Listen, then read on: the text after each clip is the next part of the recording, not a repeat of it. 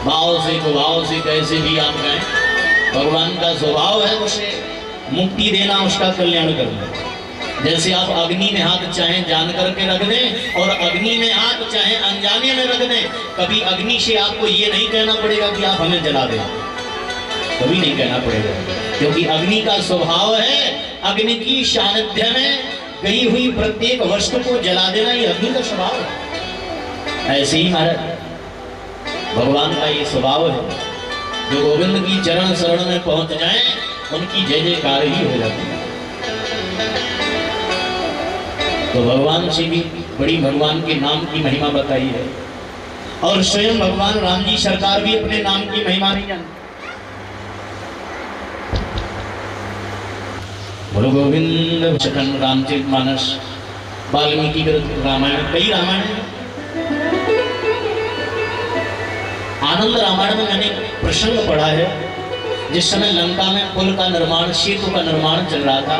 बंदर, नल नील बंदर एक पर रा लिख देते, दूसरे पर मां, पत्थरों को आपस में जोड़ देते तो जुड़ जाते, समुद्र में फेंक देते तो देव जाते। राम जी सरकार ने देखा और विचार किया कि मेरे नाम में इतनी शक्ति, मेरे नाम में इतनी शक्ति। भगवान ने सोचा कि जब मेरे नाम में इतनी शक्ति है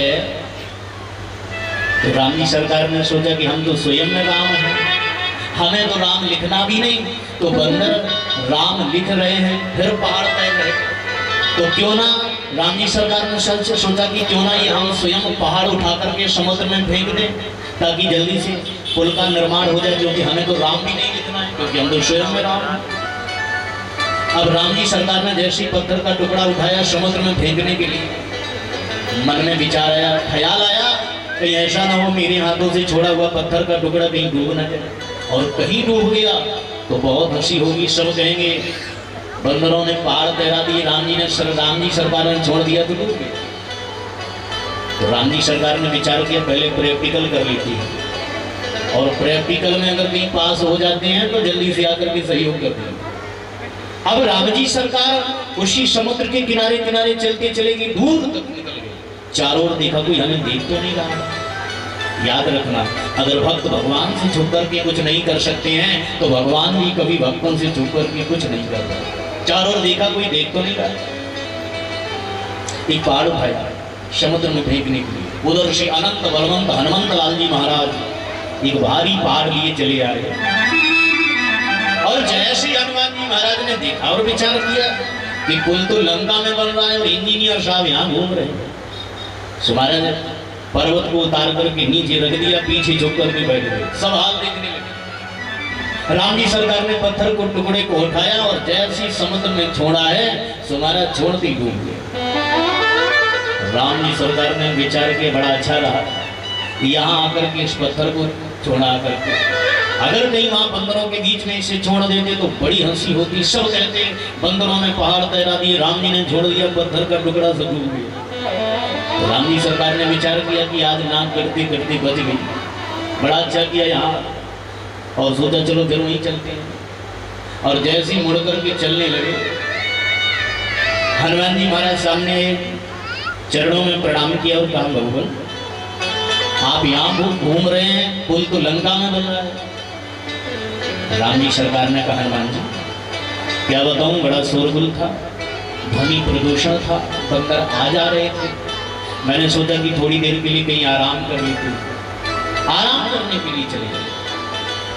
हनुमान जी महाराज ने कहा राम जी सरकार हम तो यही समझ रहे थे कि आप पुल बनवाने का ही ठेका लेते हैं, अरे आपने तो झूठ बोलने का ही सरकार ठेका ले रखा है।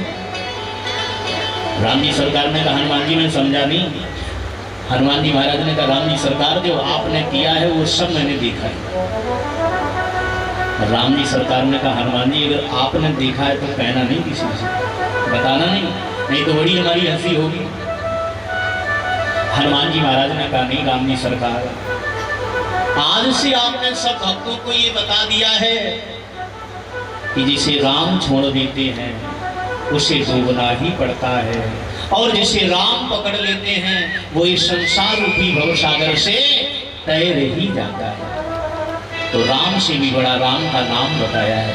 पंचम स्कंद में महाराज नाम की ही बड़ी महिमा बताई, बड़ी निराली महिमा है।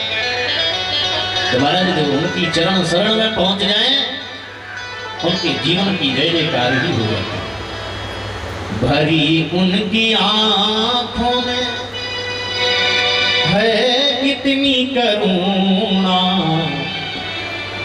भरी उनकी आंखों में है कितनी करुणा, ये जाकर सुदामा